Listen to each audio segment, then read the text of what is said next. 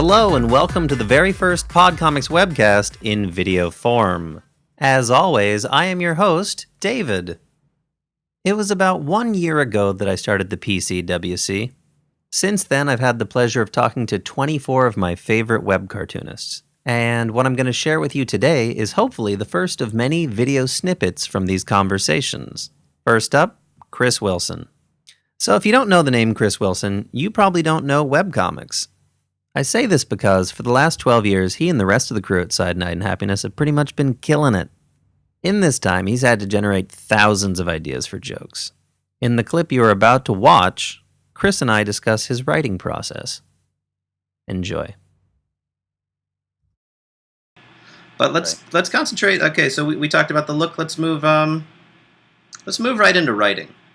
Okay. The heart of the show, in my opinion, is about the writing process. And the way that I get at that is that the first thing I do is I ask you to recount the first comic that you wrote, whether it be the one you just finished or the last one that you published. Okay.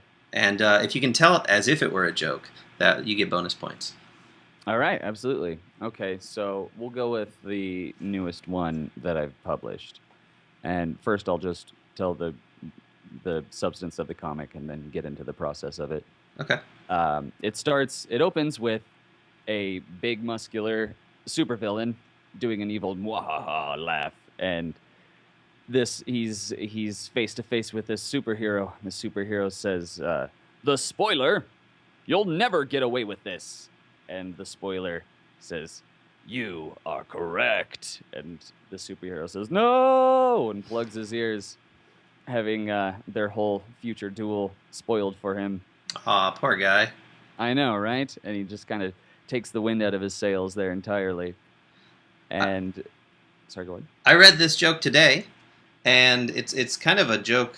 It's a type of joke that you've made before, and it reminded me of Seeds of Doubt. Do you remember that strip?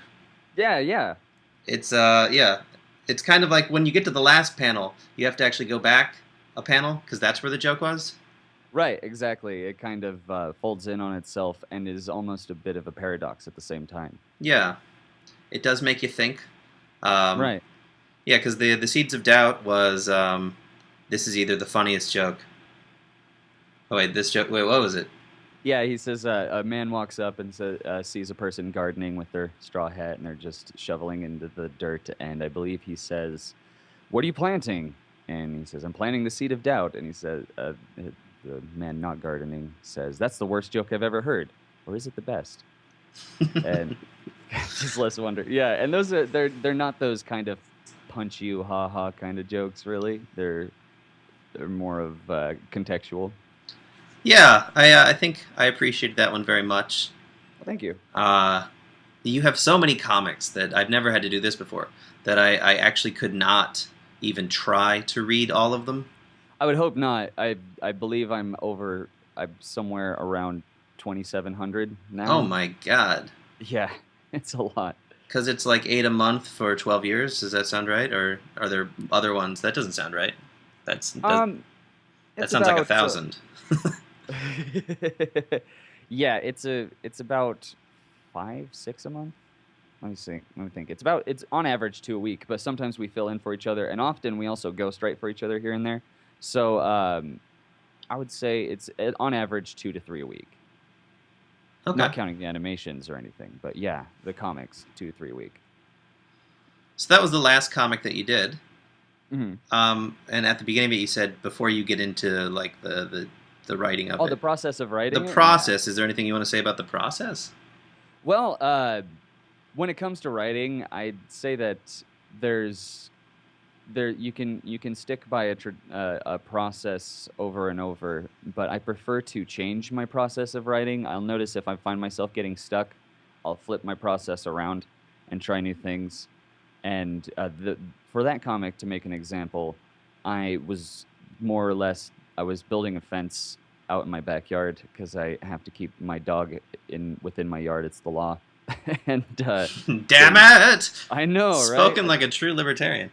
I just want to be a Dr. Frankenstein kind of pet owner, where if it lets loose, then it's the town's fault. But Was that I've never read Frankenstein. I didn't think it was about a dog. It's about a pet. It's a very interesting interpretation. Yeah. I guess Tim Burton knew that. yeah, you're absolutely right. Anyhow, yeah, I was building a fence. Yeah, digging, and I was just thinking about like yourself. You're inspired by directors. I'm the same way. When I watch films and when I watch movies, I very much enjoy the strings instead of the puppets. I'm a fan of directors and just framing and camera work and editing, and a lot more than actors. And I was thinking to myself that, for that reason, when people tell me spoilers, I don't mind. I'll still watch the movie. It doesn't bother me at all. In fact, someone tells me a spoiler to a movie, I'll watch it, keeping in mind what the director's doing to how to conceal a twist or things of that nature. So it doesn't bother me. And I was considering that like a bit of a superpower to be unaffected by spoilers. And it's like, I guess it's more of a super villainous one. And the trail of thought ended up going to a supervillain named the Spoiler. And so usually when an idea hits like that where it could possibly work, you have a joke or you have a setup and you want to go at it later, you write it down immediately. I'll recommend that for everyone. Write it down immediately. Very often when you think, I'll remember that later, your brain, I think, just does it defragments and just kind of throws it away. And I'll have jokes that I'm very confident about and be like, I love that. I don't need to write that down, and I'll immediately forget it. But so yeah, usually I write down a sentence or a fragmented sentence in my phone or on a notepad or on a file. If I have a computer in front of me, I'll just open a file up and write it down. And so I'm a bit of a hoarder of idea lists and concept lists. I got them all over the place. That was idea lists. Idea lists, yeah. Idea space lists. I thought you were idealist. You're not a hoarder of idealists. No, more of an hoarder of pessimists when it comes down to that.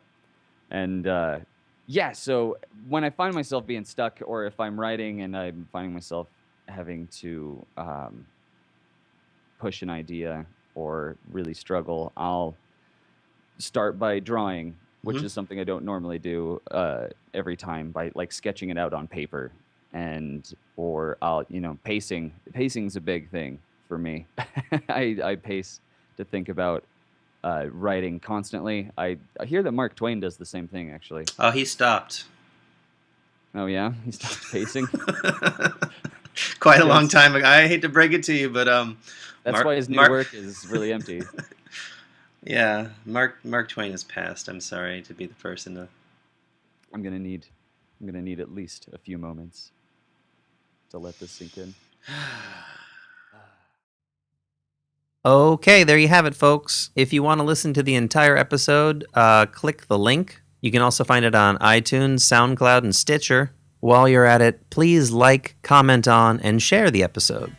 Until next time, bye-bye.